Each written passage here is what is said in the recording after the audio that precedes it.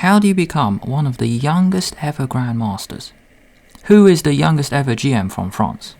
Introducing Marc Maurizzi. Let's find out how he became the youngest ever GM from France. If it's your first time here, hello, my name is William. Let's begin. And for anyone French watching, bienvenue, je m'appelle Guillaume. How to become a GM? You need 3 norms. December, February, May. Sunway, stiges, Barcelona and Chartres. These are the 3 tournaments he took part in. Let's see what happened. In July 2019, he became an IM at 12 years old. 2 years later, he becomes a GM. Let's see how he did it. Timestamps are below for you to jump around the video. At the end, there are going to be 2 bonus tactics showing how resourceful Maurizzi is. He got his first GM norm in December 2020 in the Sunway stiges tournament. He scored 6.5 out of 9. For his second norm in February 2021 in Barcelona, we're going to check out a few of his games. First game I want to show is his victory against Sebastian Mazet. Mazet has white, Maurizzi has black. We have c4, knight f6, c5 and d5. Black strikes in the center, take, g3, bishop g2. Black volunteers to retreat the knight, and e5. Couple of pawns in the center controlling d4. Bishop e7 and bishop e6. Knight c4. White is going for a tactic straight away. White wants to take on c6 and then take on e5. That's why Maurizzi just blocks with the knight. Queen b3. Attacking the pawn, and knight b6. Black uses this pin. Bishop takes c6 check. It's a huge decision in these kind of positions to give up that bishop. But this does give black doubled pawns. Take, and queen a3. Take, and not taking because white has queen a4, but queen d4. So very strange opening. It feels like Mazet is trying to get his young opponent out of familiar territory. Bishop e3, queen takes c4.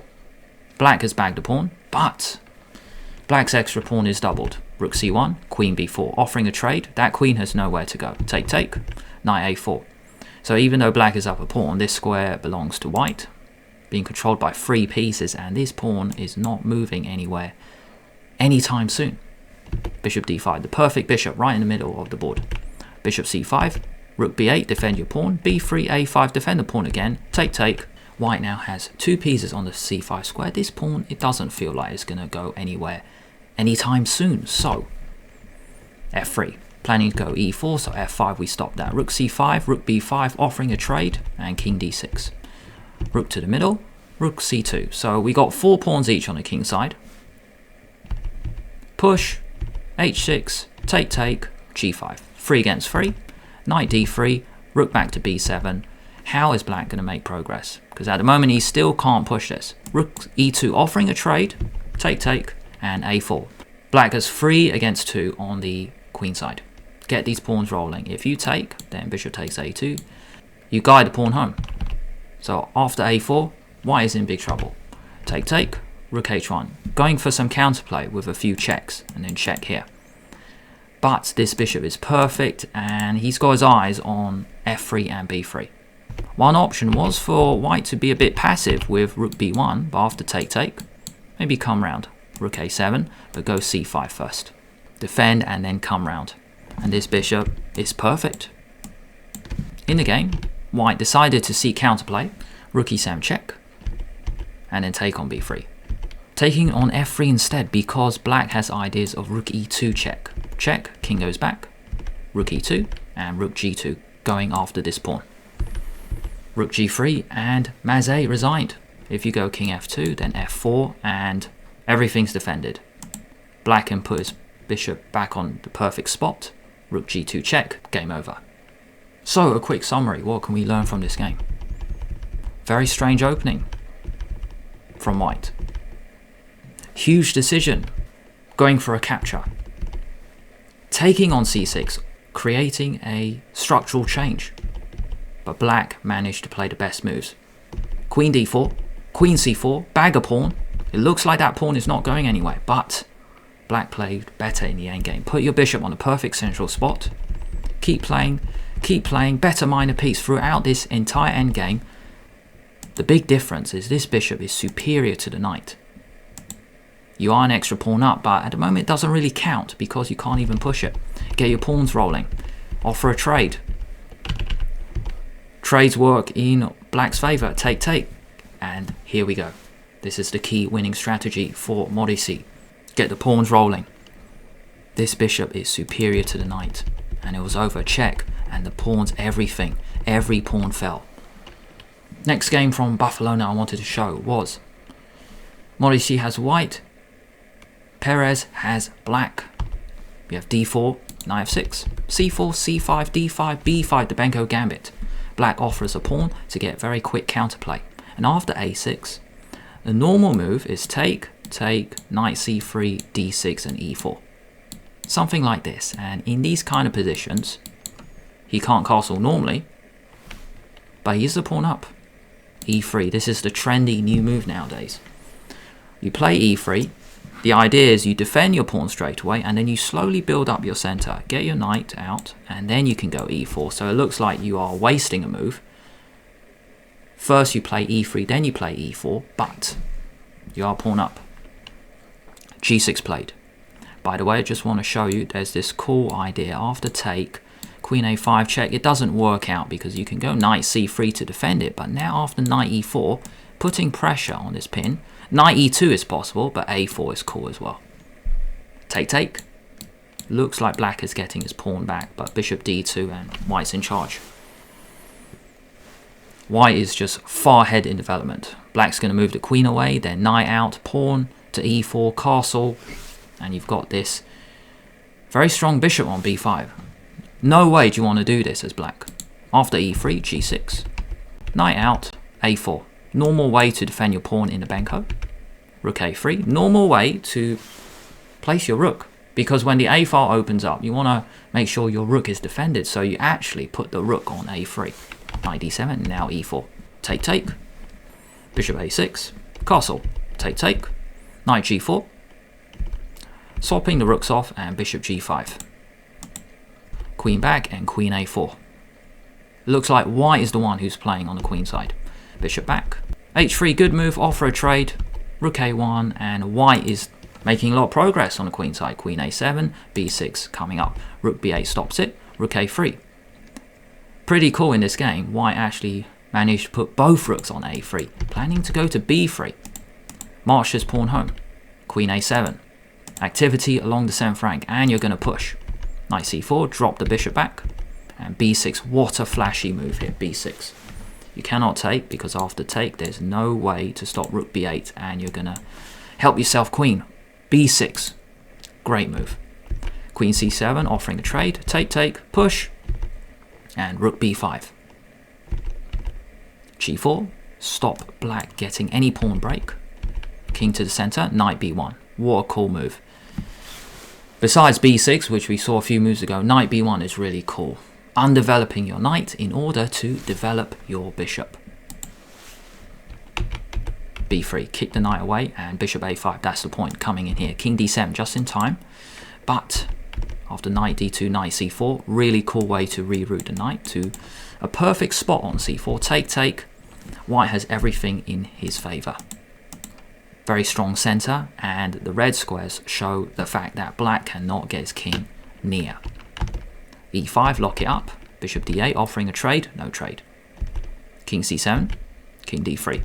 And he doesn't even take, because even though black has come closer, managed to grab the pawn, you go bishop a5 check. King moves away, you're going to take the rook and then take the bishop. Game over. What a tactic. King d7. March the king in and rook b6, and what a flashy move, king b5, the third move.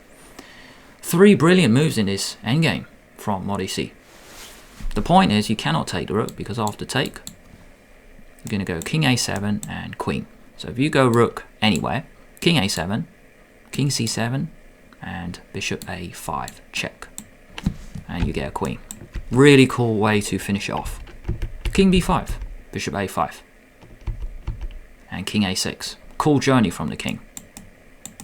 All the way over. Take, take. Game over. King a7 next. If you're enjoying the video so far, why not give it a like and subscribe to the channel at the same time? Press the bell so then YouTube will let you know when I release a new video. So let's quickly summarize this game. So what did Maurizzi do so well? First up, he played the latest line against the Benko Gambit, e3 then e4. a4, rook a3, typical moves in the Benko.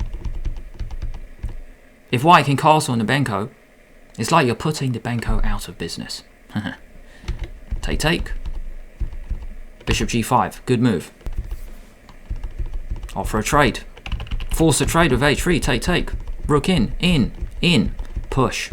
And white is the one playing on the side of move. Brilliant move b6 for offering a trade, and now you just outplay your opponent. Get all your pieces in the game, undevelop your knight, redeploy your bishop, and what a cool maneuver this. Knight d2, knight c4, incredible. And totally just shutting out black's king. He cannot get access to this pawn. And then he finished it off. Really cool finish at the end. What a move. King b5, game over. Wow. That's how Chandelier Maurizzi got his second GM norm. 6.5 out of 9 in Barcelona.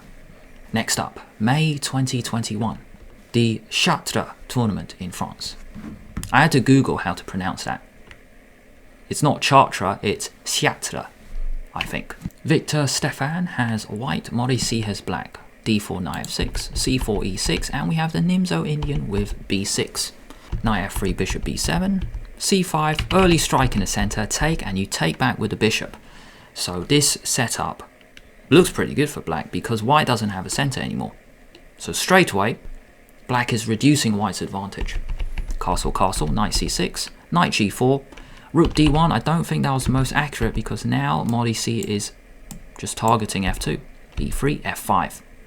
Very aggressive way to play. You got your pawn chain, just like in the King's Indian really. By that I mean your pawns are facing the king side. Also you got your bishop and your bishop facing as well. So all pieces are lining up against white's king. The chance to generate an attack. a3, a5, knight a4, queen c7. So bishops come off, bishop for knight comes off, d6 and knight e5. So 1, 2, 3, 4 pieces in the attack. Knight e1, no trade, but those bishops come off, and when that happens, white's diagonal is now very weak. Blocking with f3, and black's just crashes through. Knight takes h2. Take, knight takes f3, check, take. It's going to be checkmate in 2 moves. Rook f6, rook h6, rook h1. Game over. Rook g1 played. There was a better defense, but rook g1 was played. And after rook f6, rook g2. Check, king g1. It looks like white is finding a way to hide. But with this maneuver, with a rook here, and this still being on the background, Maurizzi now comes in with queen d1 check. King f2 and rook h1. Queen f1 is now mate. There's no good way to stop it. Cool tactic here for white, just trying to continue the game. Queen takes g7 check. Take, bishop b2 check. And then take. Finding a way to continue, but black is totally winning. He's an exchange up. Attack the bishop, get the king in. Push, get your other rook in soon. Rook b1, he just resigned. That pawn's dropping, game over. So, summarizing this game quickly. We have the Nimzo-Indian, every top player has played this. c5. Go for this early break to stop white getting a big pawn center. Destroying the center. Every minor piece is out. And now knight g4, attacking your opponent's weak spot straight away. f5. Pointing against his king. Every piece is out. Every single piece is out. Weakening the light squares around his king. Good strategy for anyone. And crashing through in style. When all your pieces are in the attack, knight, queen, and soon to be rook, there's going to be a combo. Take, and then he crashed through. He just came in, check, rook, queen f1, and white had this flashy move, but after this, white played on a few more moves, it didn't matter. Very clean victory from Maurizzi. Next game I want to show you is Maurizzi versus Loiseau. Make sure you stick around until the end. We got 2 bonus tactics coming up just to show how sharp Maurizzi is. He's very resourceful in losing positions. e4, c5, we have the Sicilian, the Rossolimo, and after knight c3 castle, white deliberately doubles black's pawns. Rook e1, defend your center. d3, putting your pawns on light squares, restricting black's bishop. Bishop f4, making sure you've got knight, knight, rook defending your strong point. Knight deliberately goes back to h6 because it wasn't doing too much on g4, planning to reroute. Knight e4, every single piece, every single white piece is in the center. Bishop a6, going for a pawn break with c4. But e6 first, trying to blow open the position. You're not going to take because this is just too ugly. f6 played. Temporarily blocking black's bishop in. This knight can reroute. h4, going for an attack. c4, shutting out his bishop. Knight d4. Knight back to g3. Take, take. And h5, starting the attack. f5 played. Queen d2. Queen and bishop line up very well. Trade off black's good bishop. Take, take. Bishop e5. Notice I drew an arrow going this direction, but actually I think Maurizzi's move was better, because when you play bishop e5, you're using the rook, and then this queen can actually come in to g5 or h6. Entry squares are just opening up. Now, one good thing for black is that he's got his bishop lined up. This bishop can retreat, and then it just looks really dangerous if the queen is also on this diagonal, but it's too slow. Bishop e5 offering the trade. Bishop f6, no, but queen h6, too dangerous. Looks like black's position is just totally collapsing. Queen e8 defending, f4. Take, take, bishop c8. Getting rid of that pawn, but after king f2, it's game over. 24 moves, such a clean victory. Why is this game over? Because rook h1 next, and there's no good way to stop mate. So let's say bishop e6. Rook h1. That's it, game over. You cannot stop queen h7. If you go rook f7, queen h8 is mate. If you go queen f7, same thing. And there's no good square. If you go king f7, queen h7. Black, he's just totally boxed in. It was just such a quick victory. At the Chartres tournament, he also scored 6.5 out of 9. So he's got his 3 GM norms. He is France's youngest Grandmaster. Now, before we end the video, I've got 2 very cool tactical moments just to show how sharp this guy is. You know you're a good player when you find good moves in bad positions. Let's take it from here.